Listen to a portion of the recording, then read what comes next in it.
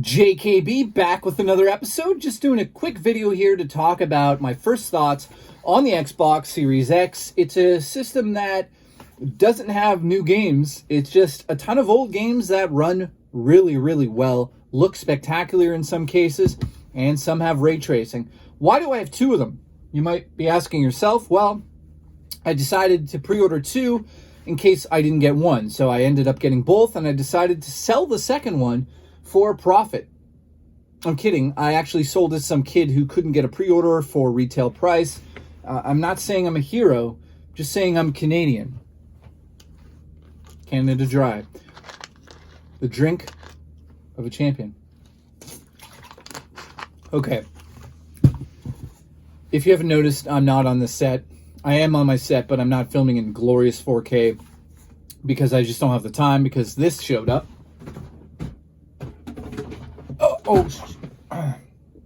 So let's get into my quick thoughts on the Xbox Series X. Is it something that you pick up day one if you can find one, or is it something you should be disappointed that you didn't get?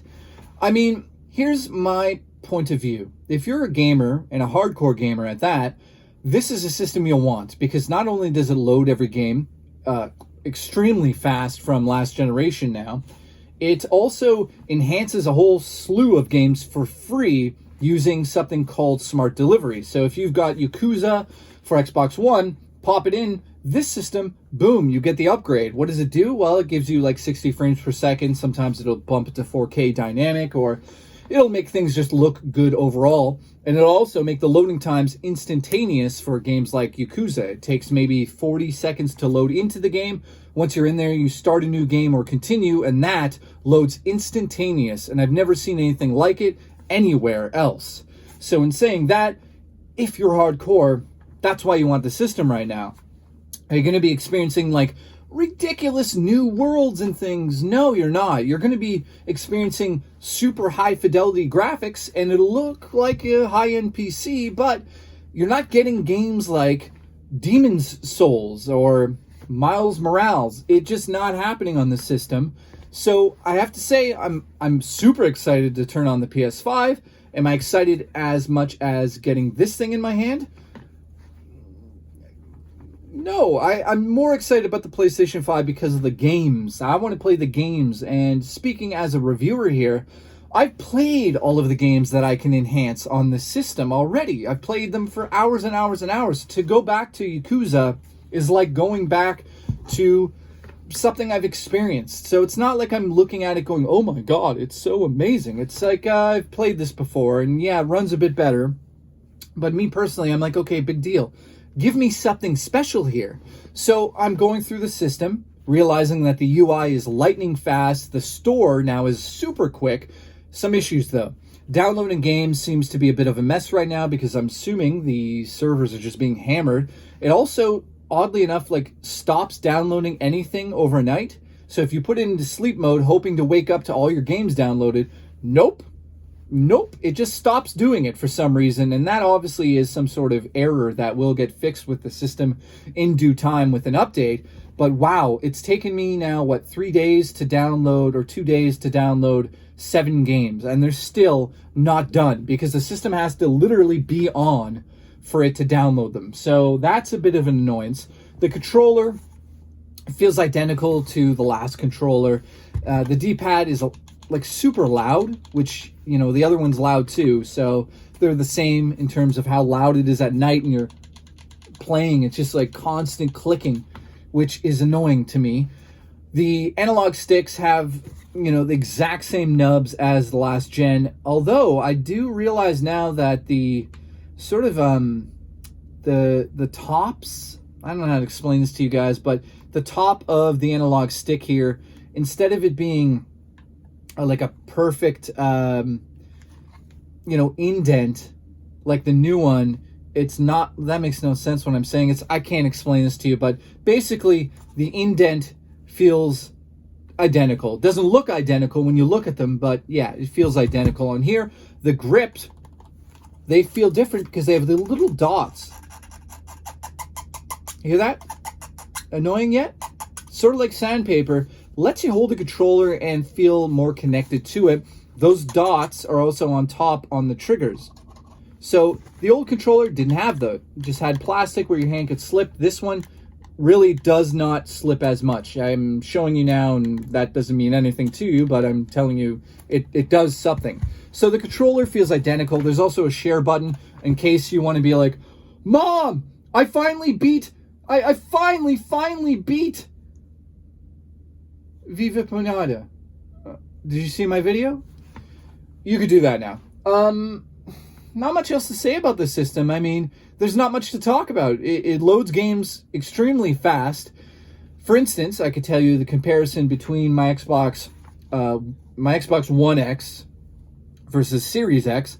Let's say, Yakuza is instantaneous when you go from the main menu into the game. Instantaneous. You hit the button, you're in.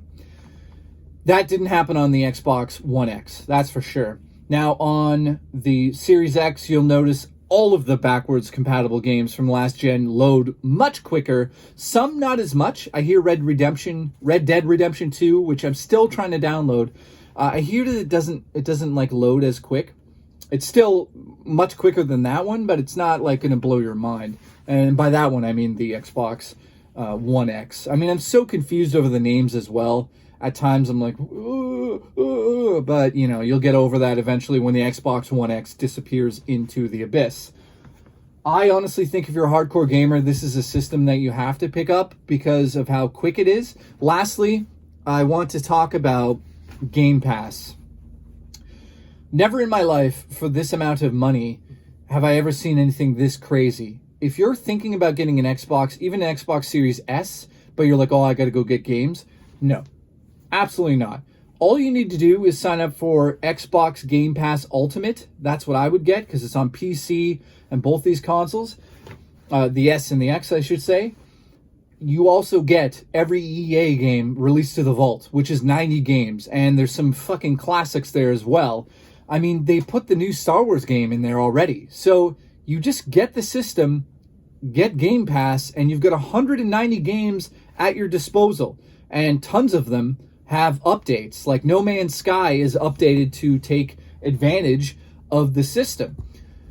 So, do you get it? Yeah, go get the system if you're able to, because you're getting 190 games you can play, and it really is impressive. It's like, wow, oh my god, I don't have to worry about games right now, and there's a lot of good games there. Doom Eternal, I mean, they own Bethesda now, is there. It's just there. Doom Eternal. So if you're the type of person that's not like super hardcore and getting every game when it's out, this is like fucking Christmas. Game Pass is fucking incredible. I just lost all the monetization on this video for swearing, but yeah, I mean, what are you going to say else about this? Ray tracing is cool. It's a next-gen feature. I guess it's supposed to be spectacular, and you're like, oh my god, I'm seeing a reflection. But yeah, I know I'm being a little shallow. I can't speak.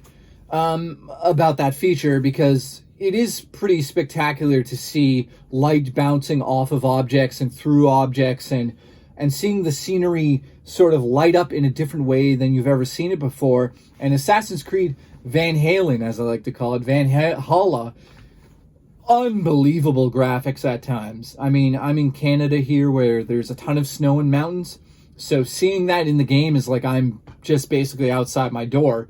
Except instead of like a giant wolf in the game, there's like a giant beaver outside my door trying to turn my house into a cabin or something. I don't know what they do anymore. But yeah, that's my thoughts on the Xbox Series X. Do you pick it up? I'm recommending it for everybody out there.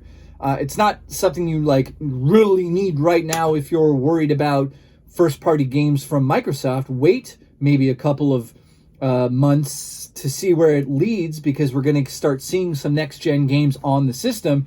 But until then, get the system if you want quicker speeds, amazing speeds for loading, and if you just basically want a better interface and games to run better, this is the place to do it. So I'll see you in the next episode, which will be my PlayStation 5 First Thoughts video, and I hope to see you guys there, and I hope everybody out there that got these systems has a great time with them. I'm really having a fun time. No major errors to complain about. So That's good. Systems aren't exploding, and I'll confirm once again, these systems aren't smoking out of the top. That's just a bunch of losers who have nothing better to do. So I'll see you on the next episode of JKB.